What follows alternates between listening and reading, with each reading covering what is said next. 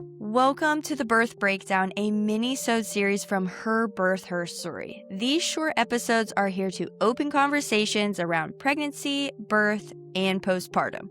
Things I believe every woman deserves to look into, to question, and just to feel empowered by. This isn't about telling you what to do or what's right and what's wrong. It's about giving you space to think, to learn, and to trust yourself a little bit more as you prepare for your birth. Let's break it down.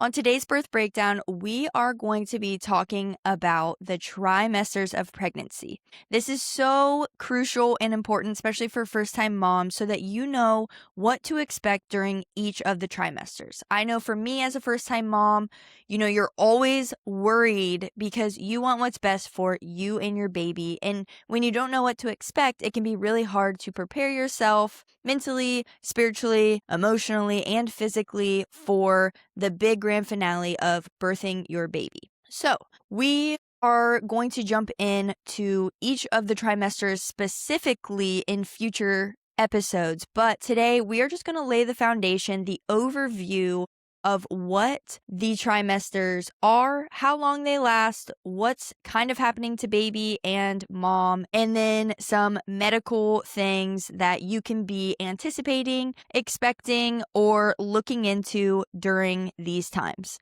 You need to know what's happening so that you can best support you and your baby, and you know what to expect so that there's no hurdles and that you feel fully informed and educated in any decision that you're going to have to make throughout your pregnancy. Pregnancy isn't just one long stretch. It actually happens in seasons, and each trimester serves a very specific, intentional purpose for mom and for baby. So let's jump into the trimesters. The first trimester is weeks 1 to 12. So obviously during this time, you took the pregnancy test and congratulations, you are pregnant. You are now growing a human in your womb, which is so super exciting. And, during this time, you're probably feeling a lot of emotions, and every single emotion is valid. So what's happening with mom? Well, during this time, you are having huge hormone shifts, especially in progesterone, and your body is just working very hard behind the scenes. You are going to be experiencing different symptoms, and obviously the symptoms are going to be different for everyone, but some of the common ones is just fatigue. And if you're already a mama, obviously you're going to be more tired than usual. Nausea and food aversions. This one is really surprising sometimes because things that you used to love all of a sudden make you want to vomit.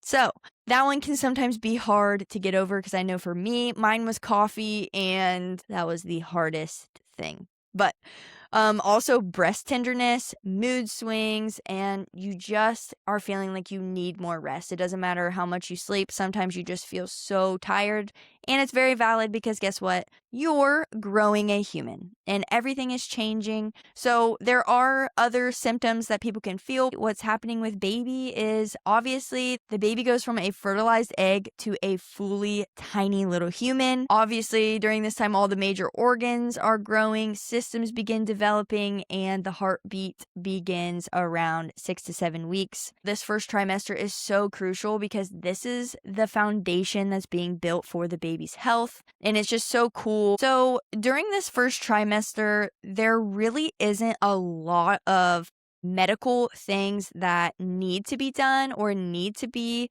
pursued necessarily. Some medical things that they do can be like a pregnancy confirmation, which might mean a blood test. It might mean different forms of ultrasounds because they do have like the transvaginal one. They do have obviously just a regular ultrasound. Sometimes this typically, I think for me at 10 weeks, they did like a dating ultrasound when I had my hospital birth. Your initial blood work, genetic screening might be discussed if it's something that, you might be high risk for. Obviously, look into that if that's something that you want to pursue or not. And during this time, you're going to be reaching out to providers, and whether that's hospital or home birth, you're going to be reaching out to them to set this stuff up. So just remember, ask the questions too. They should answer your questions and help you feel validated. So that brings us to the second trimester, which this is weeks 27. And during this time, moms,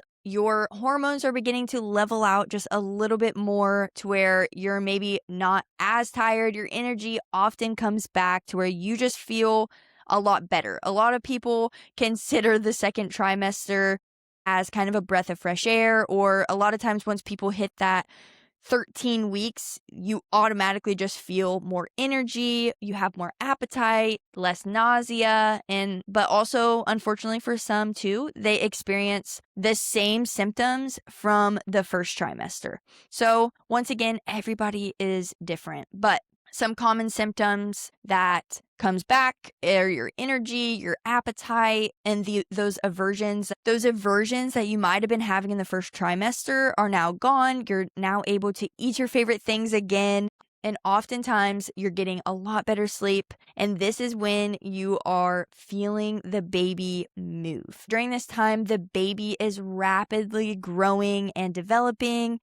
And just like I said, the baby begins to move. And a lot of times moms will feel it, especially first time moms will feel the kicks around 18 to 22 weeks. And it is such a really rewarding and cool experience. The organs are maturing and the baby actually starts practicing breathing movements, preparing for when the baby is born. Often called the golden trimester because it's just a great time for education, connection, and preparation. Some medical things that you could be looking into during this time is obviously the anatomy scan, which happens around 18 to 22 weeks.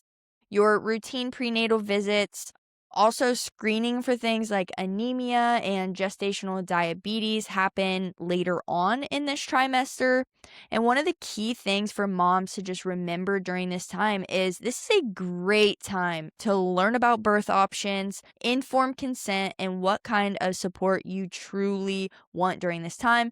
You might start looking out for doulas if that's something that you want, birth photographers.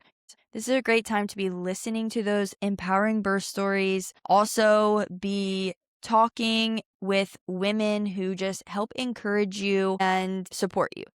We're going to go ahead and jump into the third trimester of pregnancy, which is weeks 28 to 40 plus. And I'm going to say 40 plus because guess what? Just because you have a due date does not mean that is the day that the baby is coming. A lot of times, first time moms, you guys go to 41 weeks, sometimes even more because it's just a guest date. It's not an eviction notice. It's not a you have to be out at this time because guess what? That's just not how it works. But third trimester, it is 28 weeks until the completion of your pregnancy. During this time, your body is preparing for labor and birth. So you're going to experience more back, hip, pelvic pressure. You're going to be a little bit more shortness of breath. And during this time, you will probably experience some Braxton Hicks contractions. Your emotions might increase to where you're just a lot more emotional. The nesting instincts kick in to where all you want to do is pack bags, do laundry, clean, get ready for baby because you are just so ready and anticipating their arrival. Your fatigue will also return to where you just feel tired again. Do yourself a favor, take a nap. You need a nap. You're growing a whole human. You're preparing for labor. Rest is crucial during this time, so take a nap. And during this time, the baby is gaining weight, gaining strength. Their lungs and brain are developing, and your baby is moving into birth position. So during this time is a great time to be doing different things that promote a great birthing position. Some medical things that happen during this trimester are your prenatal visits become more often, but normally this picks up to every 2 weeks. And then as you are at the end, then you will see your provider once a week. During this time too, Group B strep screening happens around 36, 37 weeks, and discussions around birth preferences, different kinds of labor signs, postpartum care will happen with your provider.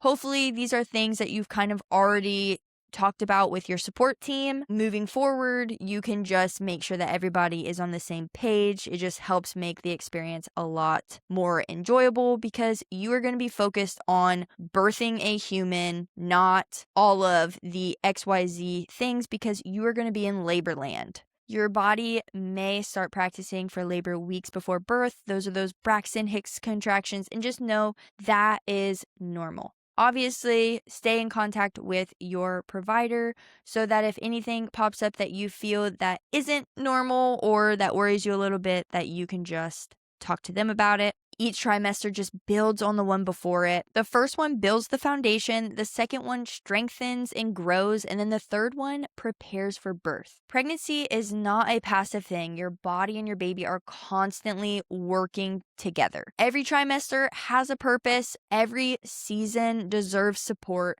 and understanding what is happening can replace your fear with confidence.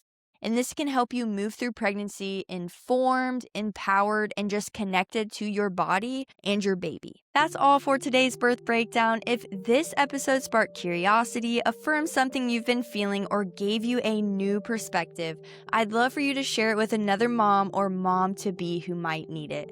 Make sure you're following Her Birth, Her Story, and if you feel called, leaving a review is one of the best ways to support this space, and it helps these conversations reach more women. Until next time, remember, this is your body, your baby, and your story. We are reclaiming birth one story at a time.